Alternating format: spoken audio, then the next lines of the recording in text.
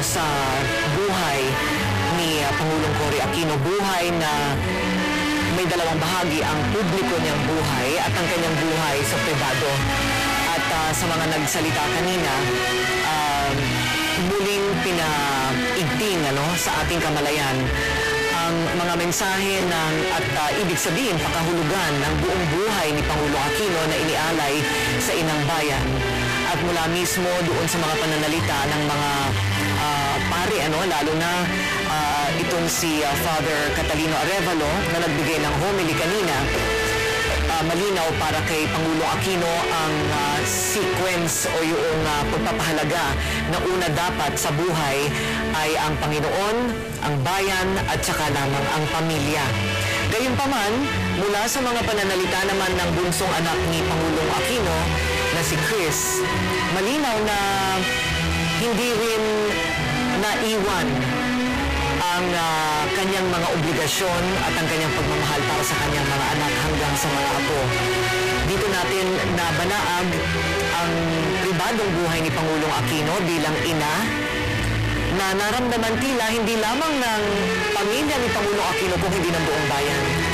At tandaan po natin mga kapamilya na sa buhay po ni Ginang Aquino, halos po kalahati nito o higit pa nang siya'y mabago ay inilaan niya mga kaibigan sa pagkaruga sa kanyang mga anak. Ngunit hindi po niya lamang doon ibinigay o hindi higit sa lahat po nagkaroon po ng pagkakataon yung challenge na siya po'y sa halip na lumuwas sa Amerika at pagkatapos pong inibigay si Ninoy, siya po ay nagdesisyon na manatili po sa ating bansa at hanapin po mga kaibigan ang matagal nang inaasam ng kanyang namayatang senador na may bahay, yung pong hinahangad pong kalayaan, liberty, and democracy. At nang ito po ay ating ipinaglaban, ito po ay kanyang pinangalagaan. Sa madaling sabi ng mga kapamilya, yung buhay po ni Ginang Aquino, kakaunti po lamang kumbaga ang nailaan niya para sa kanyang sarili. Kung hindi po ang halos buong buhay ay pag-alaga po ng mga anak na hindi sa kanya, nakulong po si Ninoy hanggang sa namatay, at yung nga po, pag-aalaga sa mga anak at kinalaunan po ay pag-aalaga sa inang bayan. Kung tutusin mo ito, maaga siyang nabalo dahil sa pagkakakulong ng kanyang asawa at mag-isa niyang halos pinalaki at dinisiplina ang kanyang buong pamilya. At hindi naglaon sa maikling sandali na nagkasama sila ni Ninoy sa Amerika, ay kinuha naman muli sa kanya ang kanyang asawa sa pagbabalik nito sa Pilipinas at napatay niya. At mula noon ay napaghati niya ang kanyang atensyon at pagmamahal sa kanyang sariling pamilya, gayon din sa buong bayan. Isang bagay na hindi mo akalaing kakayanin ng isang tinawag nga niya ang kanyang sarili na simpleng may bahay lamang.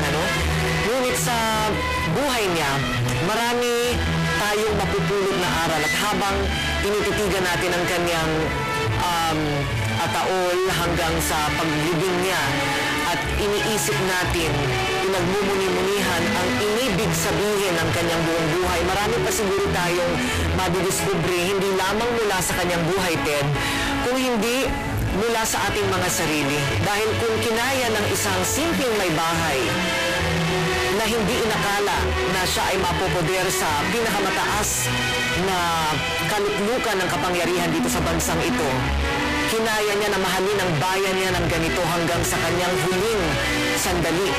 Kakayanin din ang bawat isa sa atin. Hindi ba? Mga kapamilya, ngayon po ay Feast of Dedication of St. Mary Mayor sa Basilica ni Mama Mary sa Roma. And today, we lay to rest a great woman who devoted her life to Mama Mary. Ito po mga kapamilya, ang ating coverage. Salamat, President Cory, a People's Farewell. At naandun po sa Manila Cathedral ang aming kasamang si Julius Babaw sa pinakahuling mga pangyayari sa labas po mismo ng Manila Cathedral. Julius? Maraming salamat, Ted. At mula nga rito sa labas ng Manila Cathedral ay nakahanda na ang Honor Guard Battalion ng Philippine National Police para magbigay pugay sa paglabas ng mga labi ni Pangulong Corazon Aquino. Sa loob ay napaka-solemn na mga kaganapan at makabagbag damdamin ang mga eksena kung saan nakikita niyo po sa inyong mga telebisyon ang pagkakaisa ng mga personalidad sa larangan ng politika. Nariyan po si dating Pangulong Joseph Estrada at katabi niya si Jinggoy Estrada at katabi naman si Vice President Noli de Castro at si dating Pangulong Fidel V. Ramos. Kung dyan sa loob ay taintim ang agulita sa pagpapaalam kay Ginang Aquino dito sa labas ay halo-halong emosyon ang ating naririnig at nadarama mula sa mga tao na narito ngayon kapag pinapakita ang ilan sa mga imahe sa loob ay nagsisigawan ng mga tao rito at kanina doon sa makabagbag-damdaming awitin ni Binibining Lea Salonga ay nagpalakpakan ng mga tao dito sa labas at nagpakita ng mga laban sign sa kanilang mga kamay. At kasama rin natin ngayon si Father Tito Kaluwag. Father, nabanggit ko po kanina na meron po mga espesyal na mga ritual o tradisyon na pinagkaloob ang simbahang Katolika dito po sa funeral mass ni Pangulong Cory. Ano po yun, Father? Una sa lahat, Julius, makita mo na ito yung kauna-unahan ng isang layperson na naiburol at mabigyan ng misa na paglibinggit sa cathedral. Pangalawa, makita mo yung mga simpleng rituals. Mapansin mo sa umpisa ng misa, tinanggal ang bandila ng Pilipinas. Unang nilagay yung pole na simbolo ng ating bautismo. Tapos noon pinatungan ng Book of the Gospel sa kanang crucifix. Lahat ito ay simbolo ng ating pagbabalik dun sa ating identity bilang mga Kristiyano.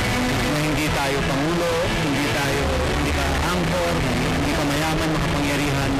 Na sa oras ng pagkamatay, balik tayo sa ating pagiging Kristiyano.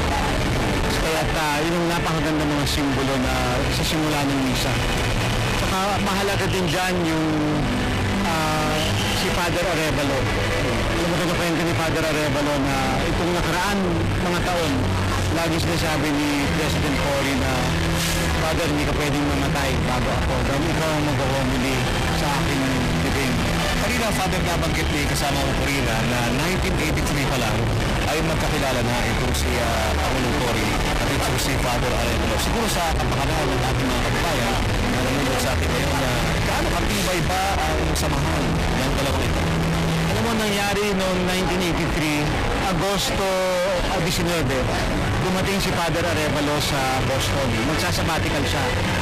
Noong 20 ng Agosto, nakita niya si Noynoy.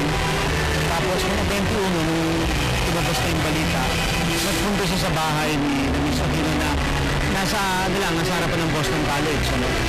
Tapos nung pagpunta niya kay Mrs. Aquino, sabi raw sa kanya ni Mrs. Aquino, Father, kayo yung sagot sa dasal ko. Na kung may mangyaring ganitong pagkakataon sa amin, sana magkaroon kami ng paring tiis. At simula nun, magtuloy-tuloy na sabi nga ni Chris kanina, taon-taon si Father Arevalo nag-iisa. Pasko, anniversary ni Noy, tsaka birthday. Pero may request doon si Mrs. Aquino kay Father Arevalo Na siya ang mag-homily sa libing.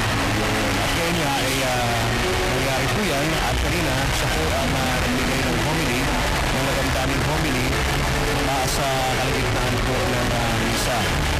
At ito nakikita na po natin na inilalabas na po ang mga labi ni Mrs. Aquino.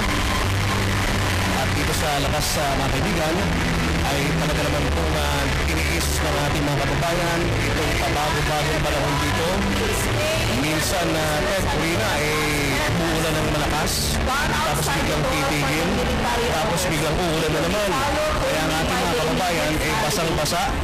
Pero sa kabila po niyan ay patuloy na nag-aantabay sila, nag-aantabay dito sa labas para makita sa huling pagkakataon ang mga labi ng Pangulong Aquino ng personal. Tuwing may maghahawi ng mga o